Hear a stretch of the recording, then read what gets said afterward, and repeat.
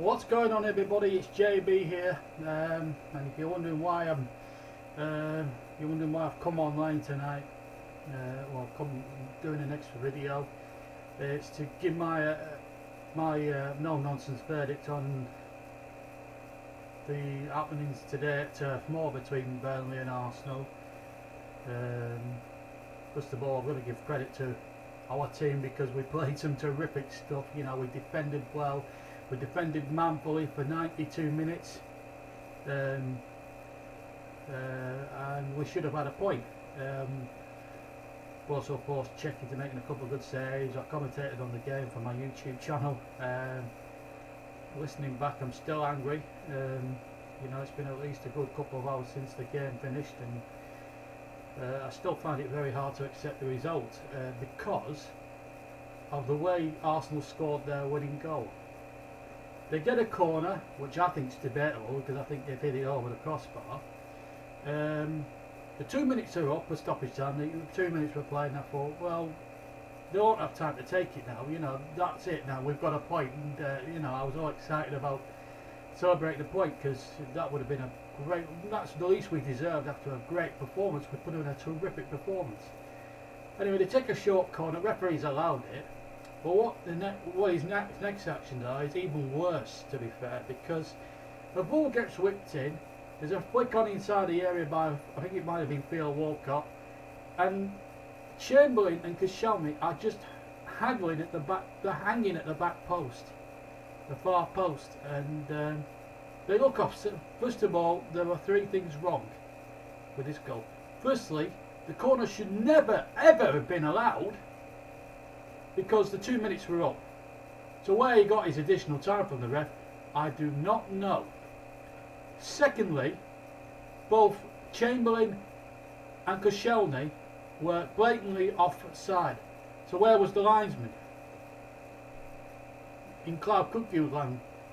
And thirdly, why didn't the referee, Craig Pawson, who has a bad, you know, who once gave an offside goal against, once gave us disallowed one of our goals many moons ago when he was a young referee trying to make his way in the Football League against us, and when we were playing against Millwall, 60 seconds after he'd given it. So he's got previous bloody business against us. How is he not spotted that, or his linesman on the near side not spotted that? Because to the naked eye, that's as clear as handball as you can see. What happens is Chamberlain knocks it goalwards, Koscielny lifts his hand up, it's hit his hand and it's gone in the net.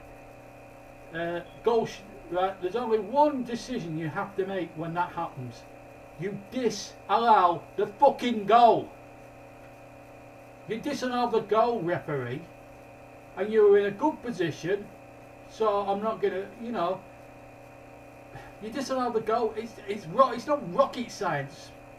Not rocket science, and I'm not saying this because I'm anti-Arsenal. I like Arsenal, I like the way they play the game and all that, and good, well done to Arsene Wenger, by the way, for getting 20 years, getting to 20 years as a manager in this country, because if you were a manager in this day and age now, taking over a big club like Manchester United, Man City, and you know, I mean, league managers don't even get 5 minutes these days, and they get the bullet straight away. But so credit to Wenger for lasting 20 years in the English game, and we won club as well, so I commend him for that. But what I don't accept is the referee. He's just cheated. He can even see it's hit his hand. As far as I'm concerned, he's hit his hand. The decision is a no-brainer. It's a free kick. Heaton just has to bang it away, end the game. We have a point, Arsenal have a point, fair result, because I thought both teams were just as good as each other, and I thought neither team deserved to lose. But I just want to banish any thoughts that Arsenal fans who might be watching this saying, oh, JB's anti-Arsenal, he doesn't like us, blah blah blah. Well, that's not exactly true. I like Arsenal, I like the philosophy that Wenger puts in. I think some of the criticism that he's been levelled against him is is, in my opinion, a bit unfair. He's a good manager and he's honest as well. He actually came out to face the media afterwards, and he said the goal should have stood, and he actually turned around and said he was quite fortunate. He does have good things to say about Burnley and Sean Dyche, that I will say. As a Burnley fan though, what I can't take is the fact that the officials, and there's two, the near side linesman, who should be in a perfect position to see what goes on, and Craig Pawson, the referee. Now, shouldn't they be communicating and the linesman saying, "Look, ref, I've seen the handball, disallow the goal"? What is the use of the flipping walkie-talkies then? And here's another question, and I mentioned this on commentary when I was wrapping up the commentary earlier on YouTube, right? Should referees, and I'm going to throw it again at you, okay? So listen up. Should referees come out like managers and players have to do, because it's Premier League rules and all that, great Premier League rules and regulations and all that, and explain themselves to why they make these decisions, or make decisions good or bad? I mean, some referees do make some good decisions, some more so than others. I mean, I wouldn't like to referee a football game because it's a tough job, but the thing is, they're being paid an absolute bloody fortune, these referees, and they can't even get the simplest decision right. That is a simple decision. I mean, if Manchester United were playing Arsenal, they'd probably get that decision. And I'm only using Manchester United as an example because it's a big team. Manchester United are a big team. Arsenal are a big team. It's just the referees have just got this thing that big teams should get more privileges than the smaller teams, like clubs like myself, clubs like my team. You know, we're just to them we're a little old Burnley. Well, we were big and strong Burnley today. We were well organised, brilliant defensively, faultless for 92 minutes, and the referee should have stopped it at 92 minutes dead. Should have stopped it at 92 minutes dead. The 2 minutes were up, and that's another issue I have. Why do referees insist on adding a little bit more time on? It just boggles the mind, quite honestly. But never mind, eh? I mean, what's even more frustrating, folks, is now we've got to suffer this disappointment for 2 weeks now, because we've got to take an international break and look at the saga, which I'm going to quickly move on to my views on the Sam Allardyce stuff, because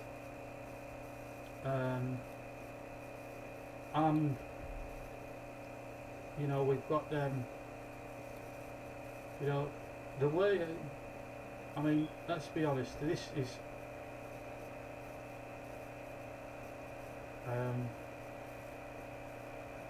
the way Allardyce went about his business the other week is that, I don't know, it's just one of those.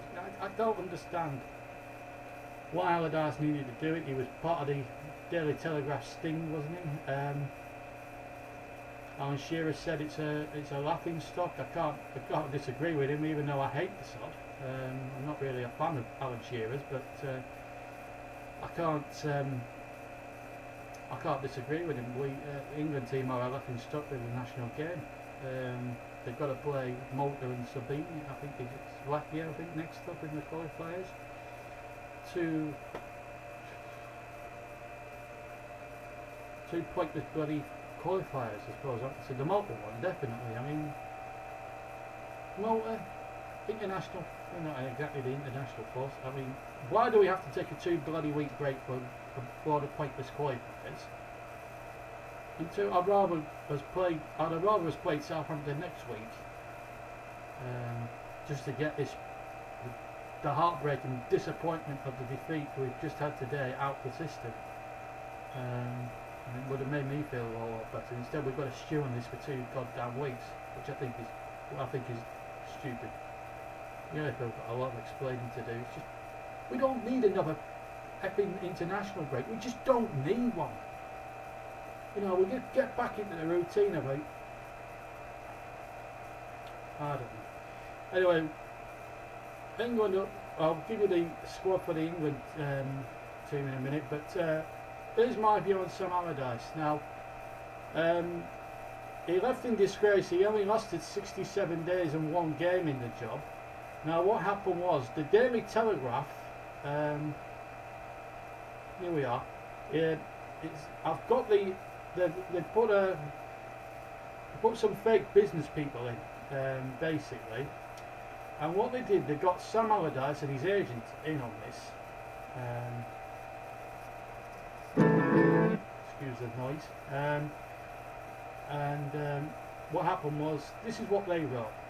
Sam Allardyce used his position as England manager to negotiate a £400,000 deal and offered advice to businessmen, or fake businessmen as it turned out, there were a couple of Daily Telegraph reporters, on how to get round FA rules on player transfers. And this is before he actually held his first training session as England's new manager. He actually negotiated a deal with men to represent a Far East firm which was looking to profit from the Premier League's transfer market. He actually agreed, believe it or not, to travel to Singapore and Hong Kong as an ambassador. But unbeknownst to Sam Allardyce, they were undercover reporters, if you're a certain age like I am, I remember Roger Cook and that sort of thing. And apparently it was a 10-month Daily Telegraph investigation, which is obviously to them, widespread evidence of bribery and corruption. Well, there's always corruption in any sort of thing, wherever you go, whether it's football or politics or whatever. The fact is, he's caught on camera. It's entrapment, he's crap, but he's obviously upset. Now, during the meetings, he's gone out and criticised Roy Hodgson. I mean, I've gone out and criticised Roy Hodgson for his disastrous European Championships. But he's dubbed him Roy and has said that he hasn't got the personality to speak publicly. He also said that England's players were underperforming because they have a psychological barrier and can't cope. Well, that's actually quite true. He suggested that players who were not being played for the club should not be picked for England. I think that's right as well. This one I think was a bit out of order. He described the FA's decision to redevelop Wembley as stupid. Now, I'm sorry, it needed developing. I know the old Wembley was crumbling. I'm not having that, Sam. That's not. I don't know. The new Wembley looks quite good to me, and I think it's a great. It looks a great venue, actually, to be fair.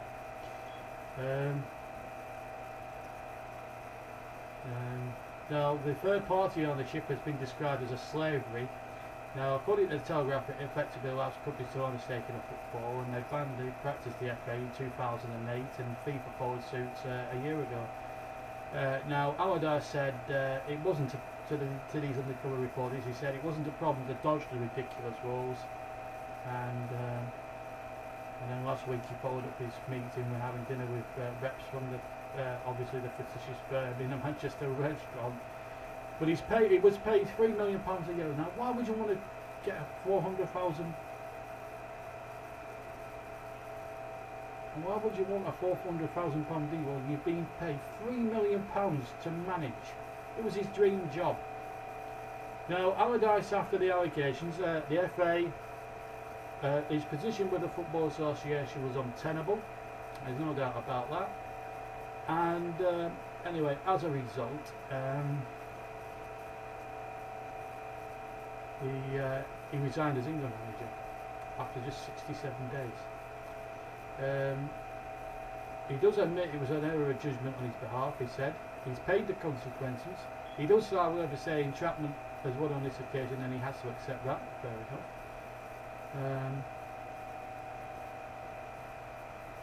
He also told Sky Sports that he only attended the meeting with undercover reporters as a favour to a friend and agent, Scott McGarvey, who says he was hoping to land a job out of it. So the Football Association called his conduct inappropriate, and obviously the contract was ended by mutual consent, and that was it. So Gareth Southgate, for his sins, has taken over as manager for 4 matches. He's got to play Malta next weekend. Again, you'll be able to hear on the YouTube channel, and also on the Tuesday the Slovenia-England game as well. And then on the 11th of November, just after bonfire night and fireworks night, we've got fireworks of a different kind, England against Scotland, and then after that England against Spain. So 4 crucial games there for England. So this is the England squad for the Euros, for this qualifiers. Fraser Forster, Joe Hart and Tom Heaton are the goalkeepers. I'm glad Heaton has made it again. I'd like to see him actually play. That would be nice if Gareth could do that. Defenders, Bertrand, he's done alright. Cahill, I'm surprised he's still in the squad. Jagielka played alright. Ben Johnson, Danny Rose, done alright. Chris Smalling, John Stones, Kyle Walker. Midfielders, Eric Dyer, started okay. Jordan Henderson, he's had an alright start as well. Chamberlain, he didn't get much game. He affected things a little bit against Burnley, but he played, and then he's gone down in my estimation because he played a part by cheating on the winning goal today. Antonio, he's had a good start to the season, even if West Ham haven't. Jesse Lingard of Manchester United, he's got a chance. Raheem Sterling, why is he near the squad? I know he's had a good couple of months, but there's a lot of England fans, myself included, that I have not forgiven him for what happened in the Euros. Phil Walcott and Dele Alli completely midfielders, and now Rooney. Why is Rooney in the bloody squad? He's only in the squad because he's flipping captain. And Daniel Sturridge, he should be nowhere near the squad as well. You've got people like Austin who are banging in goals left, right and centre.